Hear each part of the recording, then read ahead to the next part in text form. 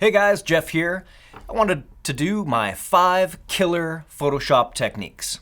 I think these are sort of some must-know techniques in Photoshop. I'm gonna go from beginner to some kind of more advanced ones by the time we get to the 5th one. So the first of them is going to be bouncing from the magnetic lasso to the polygonal lasso and back. This is a pretty simple one. It's a selection trick that has been around for quite a while, but it's good for you to know about if you select things in Photoshop to affect them, as I do. So if we take a look here on the screen, I have this very simple object, but it's meant to sort of emulate situations where you might have a scenario where you're selecting something with a rounded edge and then you need to, on the fly, bounce to a straight edge of that and then back again.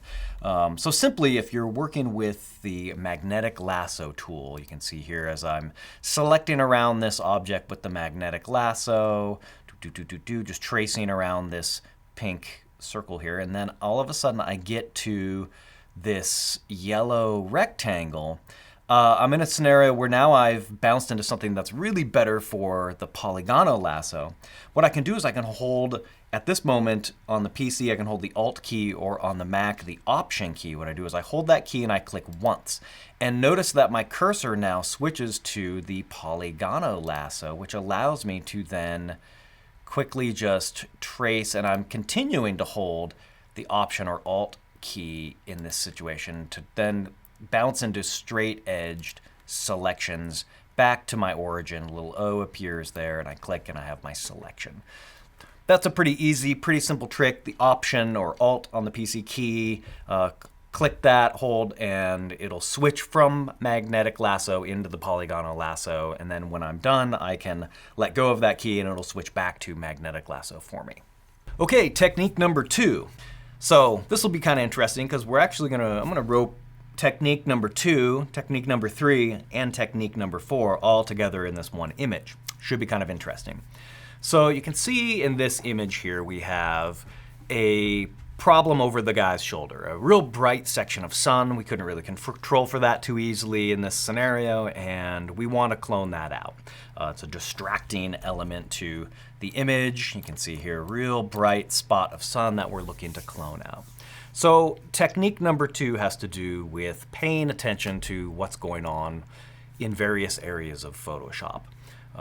We have to always be aware of what layer we're on in a given moment. We have to be aware of what channel we're on in a given moment, if we have any paths activated at any time.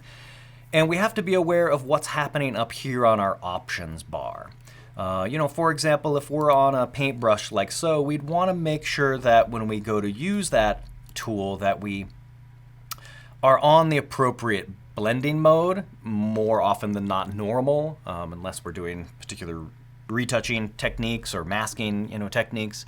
But if you are doing that, you want to just bounce back here and make sure that you have that set. Opacity, flow, smoothing, these are things that you should be paying attention to, right? So in technique number 2, the thing we want to be paying attention to is when we're working with a selection.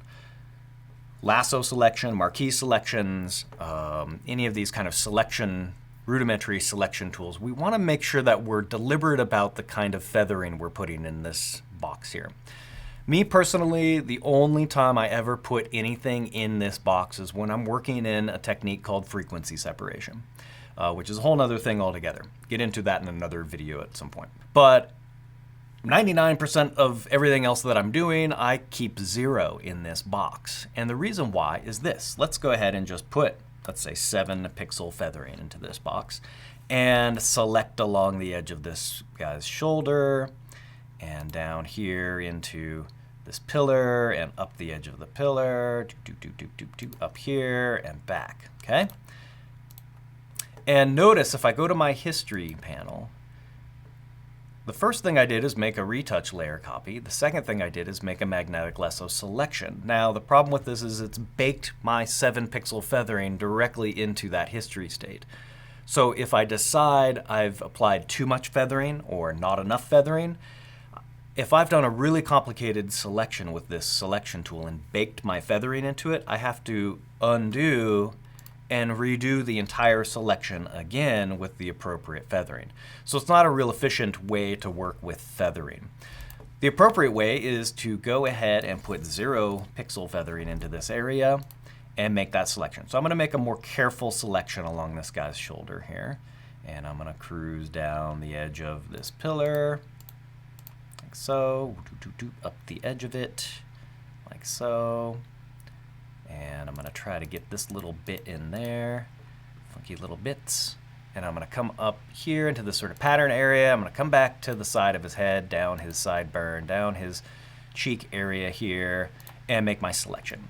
And now I've baked into it, you can see, a magnetic lasso history state with 0 pixel feathering, which is what I want because it gives me now the ability to come to the select menu and choose modify feather as a separate history item. So if I come in and I choose, let's say, 10 pixel feathering or whatnot, or 7 pixels, whatever I want to plug in there, you'll see here in my history states, it applies a feather as a history state. So if I decide at this point, if I start doing other work and I need to go back in time in my history states, it is now a history state that I can undo and redo, and I don't have to redo my entire selection at that point. I'm just redoing the feather state. So that's my technique number 2.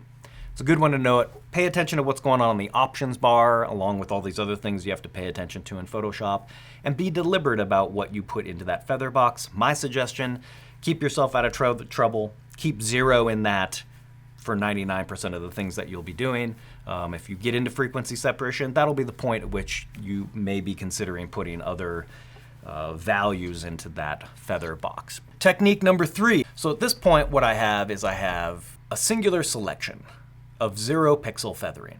But you can see that he's in focus, and so the feathering along his shoulder is going to be a much harder edge selection, whereas the feathering along that pillar of the bridge back there is going to be a much softer edged feather. Quite a bit more feathering pixels back there. But it's a singular set of marching ants. So what I need to do is apply the appropriate amount of feathering along his shoulder. And I'm going to go ahead and say, well, let's just start with 0 pixel and see what that looks like. And what's nice is I can actually temporarily hide the marching ants. They'll still be active. I'm cloning inside of this area by hitting Command or Control H, and I choose my Option or Alt on the PC key, and I begin cloning. I'm looking to avoid the pillar, so I'm really just trying to clone some information down in here, and I'm gonna use a larger brush and see if I can like match some of the, there's like these striations of brick that are happening back here, and so I'm looking to just kind of match some of that and basically clone some information down the edge of his in focus sharp-edged shoulder for this, right? And I could spend a lot of time, monkeying with all the, sort of patterns that are going on back here. The idea is that you want it to be, something so that when your client sees it, that they don't, notice it. And they'll probably notice that real bright area back there, but less likely to notice, the brick pattern back there because it's out of focus back there. All right, so Command or Control H, get my marching ants going again, and I've made my clone along the edge of his shoulder, 0 pixel feathering, looking pretty good, but the feathering along that pillar back there needs to be much higher. At this point, I can now choose Select, Modify, Feather, and now we're going to roll into my technique number 4, which is we can, if we're in a spot where we're like, well, I don't really know how much feathering to apply. You're at a spot where you're like, well, how much feathering do we really need here?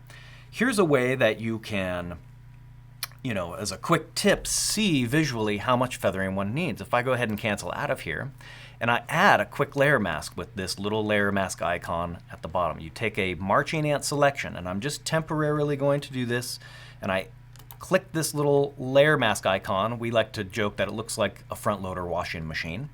And so the front loader washing machine icon down there, and it applies this layer mask. And what this does for us temporarily is gives us the ability to come up to Filter, Blur, Gaussian Blur.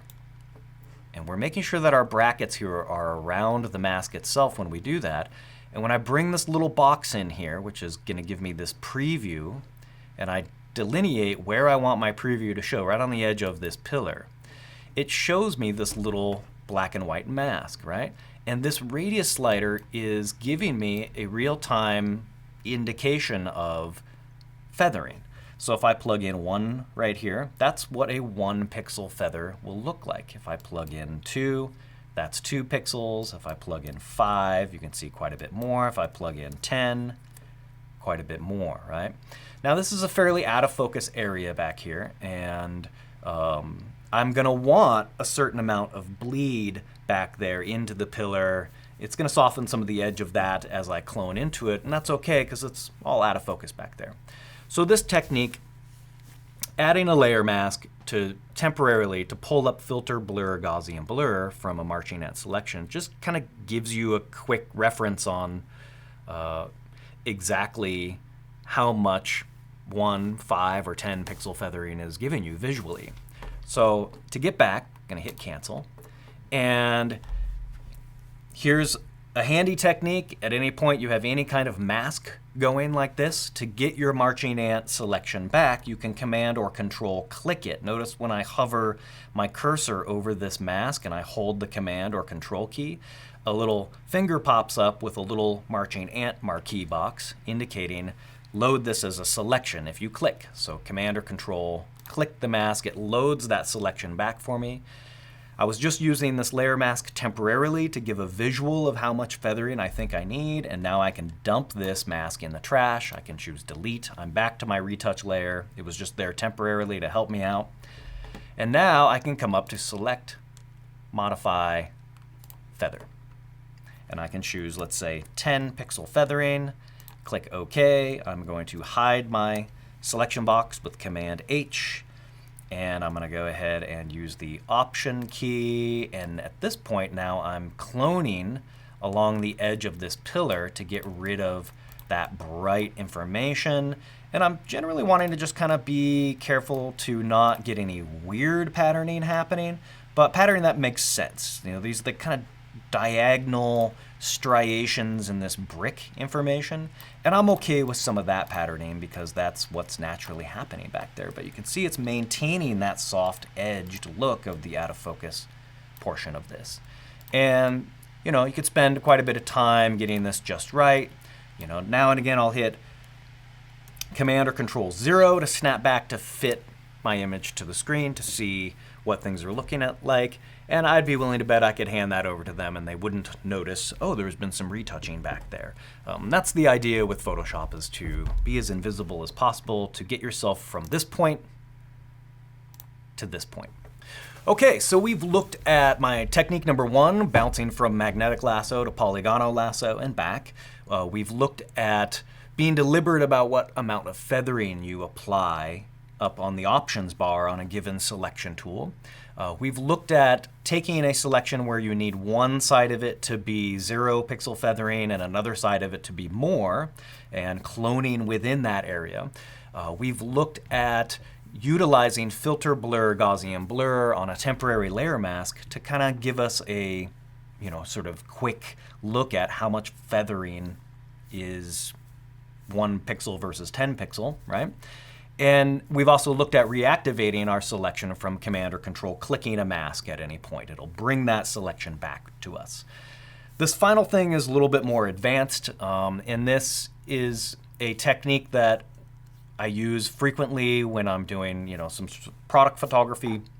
But you can see in this image here we have some of the items that are a part of our high school photo contest prizes, right? And we've got a backpack and a tripod and this box, and we've got this black case and a lens baby and one of our camera straps. And as I was shooting this, I knew that I would be needing to make a selection around all of these objects. And that selection would need to be, say, you know, either a pen path or some sort of channel selection, right?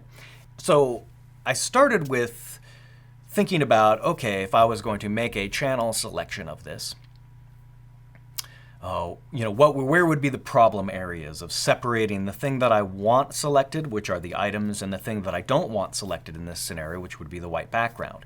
And the tonality of the shadows at the base of all these objects would cause me some problems in the program as far as separating these. Now, you can check out my using photography to make a mask video here if you'd like. That's a sort of a good place to review this sort of stuff.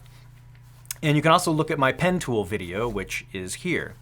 And this is a scenario where I would be using both. And indeed, the technique that I use is I have a light that's lighting up my white background brightly. And in order to help give myself a cleaner mask right off the bat, I turn my foreground lights off and I take another shot. And you can see I have a much darker exposure here where I'm getting more separation between these things that I want and the things that I don't want. And of course, in this file, it's going to give me even more problems in terms of what's going on at the base here, the differences between the tones of the things that I want and the shadows on down here. But you can see that the majority of this shot is up against this clean white, this whole area here.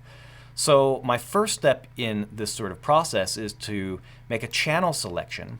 And you can see my channel selection if I activate it here. This area here, up until the base of the objects, is the area that I targeted with my channel selection. And then I realized, like, well, the channel was making it difficult to get a separation down here where the items meet the base. That's the place where I'm going to use a pen path. So I'm using this second shot with the foreground lights turned off to create a channel mask of sort of the upper portion, the portion that's against that white.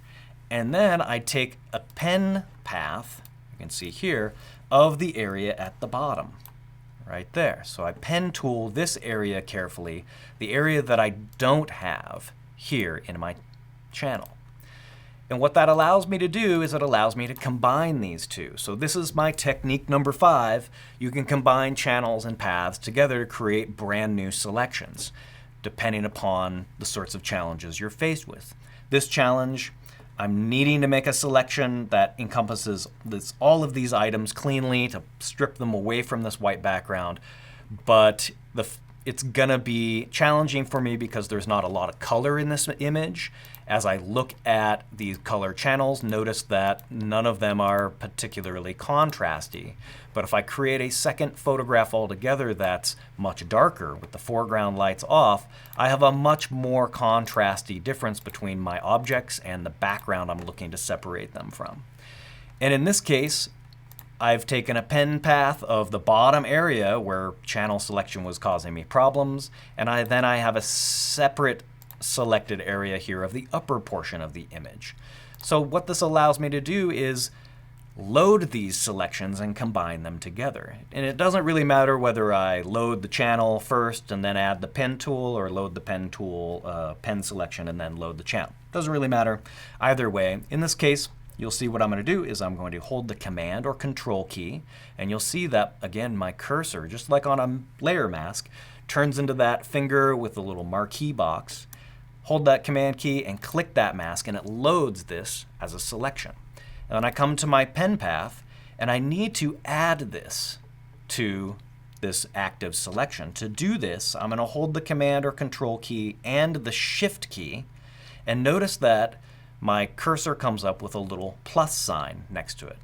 And if I click here, it adds that pen tool selection to the overall marching ants, which now allows me to create a new channel selection. Should I come here with this newly created selection and choose Save Selection, and I can call it whatever I want, in this case Items, and I can click OK, and you'll notice if I bounce back to my channels, I have now this newly created one. That was a combination of a pen path and a channel selection. I'm going to deselect, and what this allows me to do is to grab this channel, holding the Shift key, and drag it over to my original image. And probably because I kicked the camera or something along the way, it's not perfectly lined up, but I can just use my Move tool and just shift it over, voila, and it's looking pretty tight now. So this is a way that we can create when we have a challenging selection that we need a selection of all of the items at once to be able to strip them out to white. In this case, we can start with a channel selection, get as much as we can, and then the areas we didn't get, if we can get to with another tool like the pen path, we can combine a channel selection and a pen path selection together. We can also subtract one from another. We have that option. But in this case, that's my technique number 5, combining channels and paths together to be able to give us something that allows us to strip things to white, like so, when we need it. So if you like this video, hit the thumbs up. If you didn't like the video, hit the thumbs down. Feel free to leave a comment down below. We'll get back to you. Hit that subscribe button. Hit that bell. These videos made possible with the help of B&H and Canon. Thank you very much for watching. See you guys again.